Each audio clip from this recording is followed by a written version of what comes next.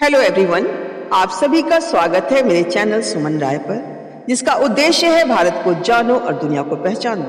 आज 31 जुलाई का दिन महान हिंदी साहित्यकार मुंशी प्रेमचंद जी के नाम समर्पित है, क्योंकि आज ही के दिन 31 जुलाई सन 1880 को आधुनिक भारत के शीर्षस्थ साहित्यकार मुंशी प्रेमचंद जी का जन्म भारत के उत्तर प्रदेश राज्य के वाराणसी शहर के अंतर्गत लमही गांव में हुआ था।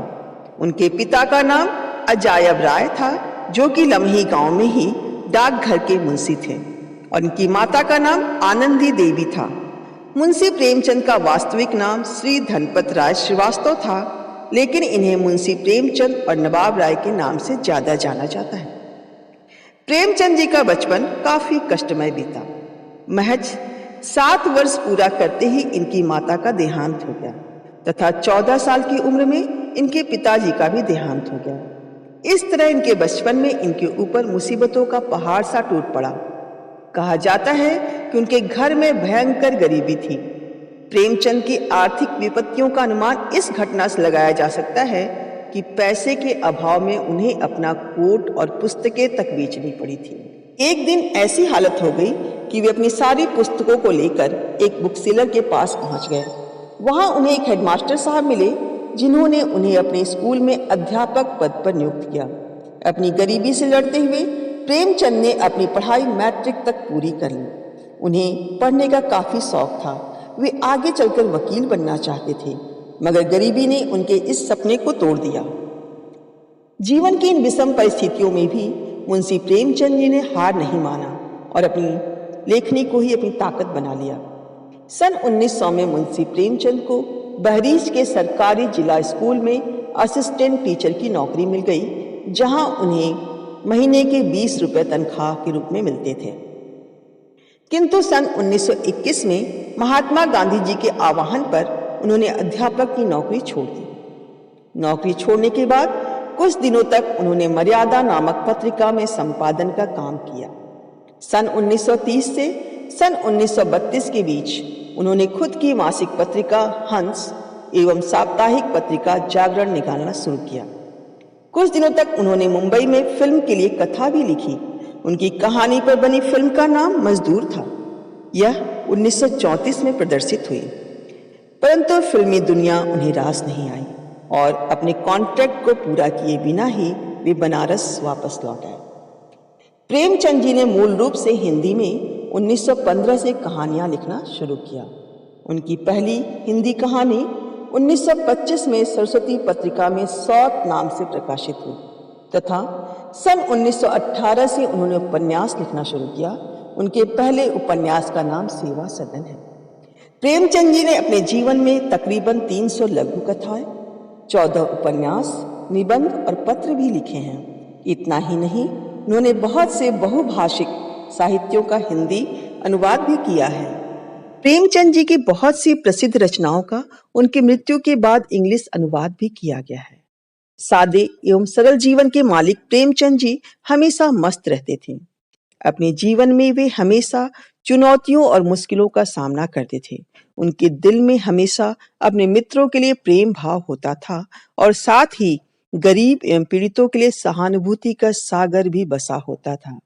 अपने जीवन काल में ही उन्हें उपन्यास सम्राट की उपाधि मिल गई थी, किंतु पाठकों के बीच आज भी उनका कहानीकार का रूप स्वीकार और सराहा जाता है।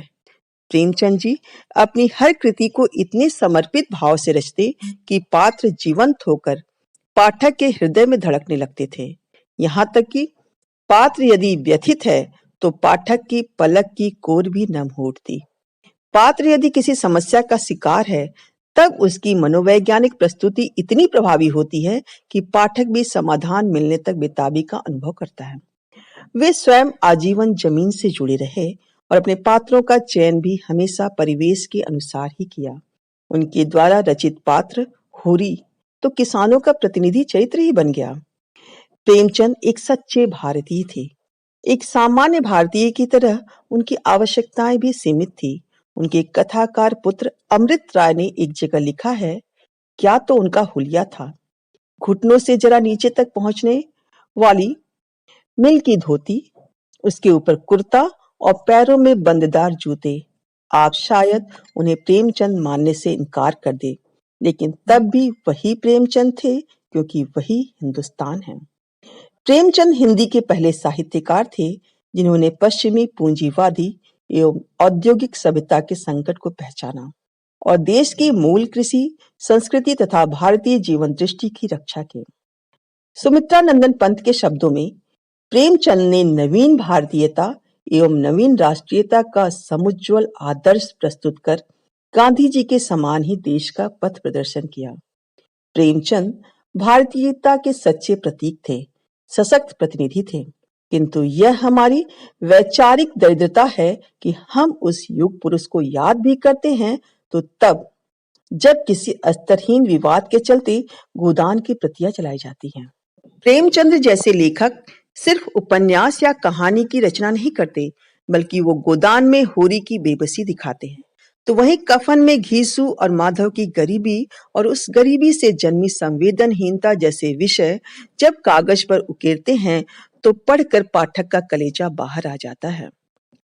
प्रेमचंद के लिए राष्ट्रवाद का अर्थ काफी अलग है। उनके देश की परिभाषा में समानता की बात थी। स्त्री पुरुष के बीच समानता, किसान जमींदार के बीच समानता, विभिन्न धर्म और जातियों के बीच समानता, देश के नागरिकों के बीच आर्थिक समानता आदि के लिए ही एक असल राष्ट्र का सही अर्थ था। प्रेमचंद ने जो भोगा, जो देखा, वही लिखा।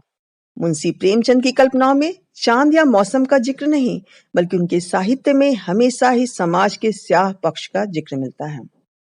उदाहरण के तौर पर गोदान के होरी में किसान की दुर्दशा का जिक्र, तो ठाकुर की कुआं में सामाजिक हक से मरहूम लोगों का दर्द। उनकी कोई भी कहानी या उपन्यास उठाकर देख लीजिए, आपको एहसास होगा कि उन्होंने कभी कलमकार बनकर नहीं, बल्कि कलम के मजदूर बनकर लिखा। तो दोस्तों, ये वीडियो स्पेशली मैंने नई और आधुनिक पीढ़ी के लिए बनाया है, ताकि वे इंटरनेशनल लेवल के राइटर्स के साथ साथ अपनी जमीन की मिट्टी से जुड़े उन महान साहित्यकारों के बारे में भी जानें, जिन्होंने अपनी कहानियों में जीवन का सार लिखा है।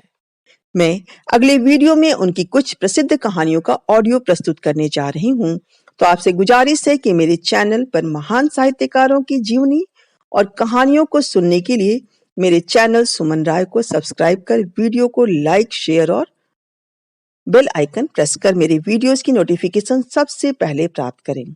अगर आप एजुकेशनल चैनल की खोज कर रहे हैं तो मेरे चैनल पर आपको मिलेगा जीके एंड करंट अफेयर्स की बहुत सारी वीडियो तथा मैथ्स, ट्रिक्स एंड टिप्स की वीडियोस। तो मिलते हैं अगले वीडियो में। आप सभी का बहुत बहुत धन्यवाद।